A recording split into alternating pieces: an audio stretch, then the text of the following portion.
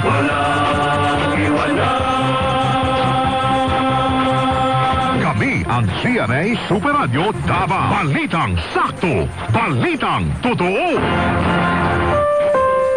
Amahan namong langit nun, daghang salamat sa imong paggiya kanamo karong adlaw. Salamat Ginoo sa grasya sa kinabuhi, gugma ug kalinaw. Pasayloag kami sa maong mga kasaypanan.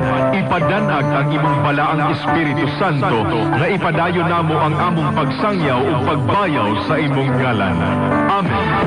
Ang GMA Super Radio Davao 1125 sa dial sa inyong mga radyo. Usa ka commercial broadcast station nga gipanag-iyahan sa GMA Network Incorporated ilawom sa Radio Operations Group. Ang GMA Super Radio Davao nagsibya sa kusog nga 10,000 watts. Ang among transmitter nahimutang sa Maa, Davao City, samtang ang among studio ug opisina nahimutang sa GMA Complex sa Stroy Hills, Matina, Davao City. Ang GMA Super Radio Davao nag-operate pinaagi sa pagtugot sa National Telecommunications Commission with permit number BSA-0046-96. Ang GMA Super Radio Davao gidumala o gimintinar sa mga musunod nga first class radio telephone operators o electronic technicians lisensyado sa Professional Regulation Commission. Chief Technician Leonardo Dumandan with PRC license number PR967. Clementino Ocon with NTC license number 95-1PXI-13573. Constanzo Falcone Jr. with NTC license number 96-1 PXI-18537. Berilio Estimada with NTC license number 2K-1 PXI-24615. Elmer Amagan with NTC license number 01-1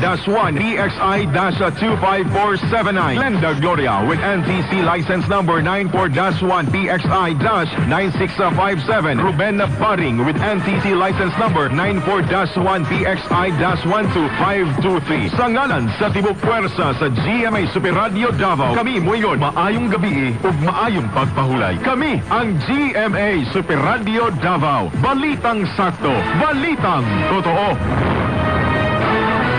Mga kababayan, ang pambansang awit ng Pilipinas.